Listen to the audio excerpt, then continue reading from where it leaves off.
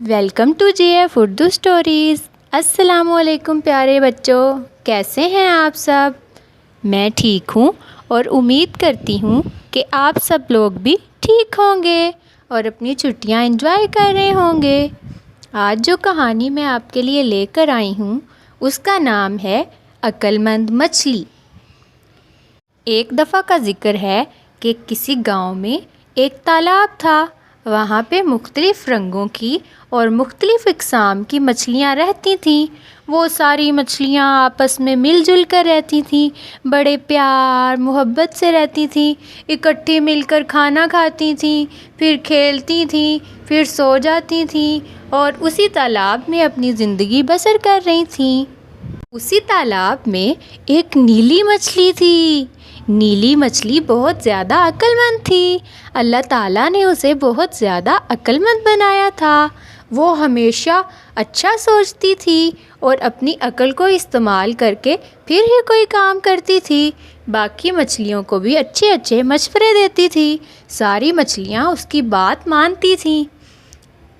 نیلی مچھلی پیاری ہونے کے ساتھ ساتھ بہت زیادہ عقل مند بھی تھی اور ہمیشہ اچھے کام کرتی تھی، سب کا خیال رکھتی تھی اور اللہ تعالیٰ کی طرف سے دی گئی اپنی صلاحیت عقل مندی کو بہت زیادہ استعمال کرتی تھی۔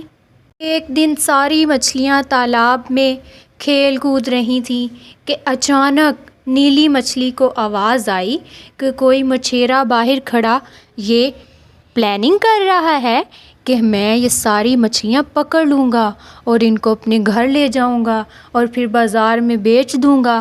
جب نیلی مچھلی نے یہ سب کچھ سنا تو اس نے کہا، اللہ اب ہم کیا کریں گی؟ ہم تو بازار میں چلی جائیں گی، بک جائیں گی، ہم ایک دوسرے سے جدا ہو جائیں گی، یہ مچھیرا ہمیں بیچ دے گا، ہم سے پیسے کما لے گا اور ہم ایک دوسرے سے جدا ہو جائیں گی۔ اب میں کیا کروں؟ نیلی مچھلی نے سوچا کہ میں اس مچھیرے کے بارے میں اپنی باقی بہنوں کو بھی بتاؤں گی۔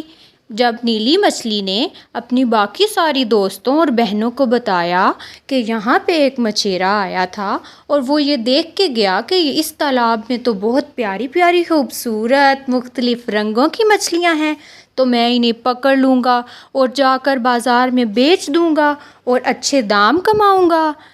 تو میں بہت پریشان ہو گئی ہوں۔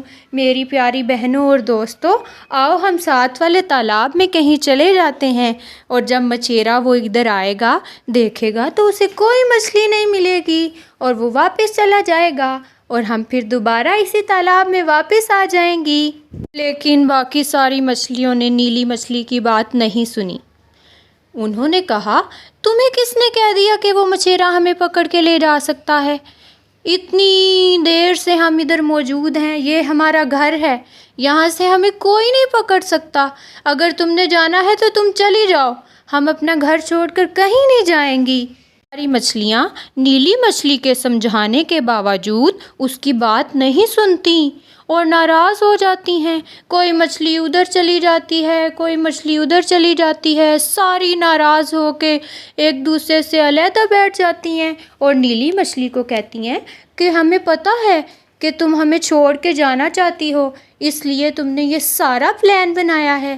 میں تمہیں اگر تم جانا چاہتی ہو تو ہم تمہیں جانے کی اجازت تو نہیں دیں گے، لیکن تم اگر جانا چاہتی ہو تو چلی جاؤ، ابھی سے چلی جاؤ، ہمارے تالاب سے چلی جاؤ۔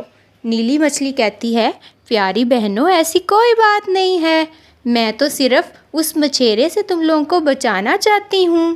لیکن بے سود ساری مچھلیاں اس کی بات نہیں سنتی اور نیلی مچھلی بیچاری اکیلی ہی دوسرے تالاب میں چلی جاتی ہے۔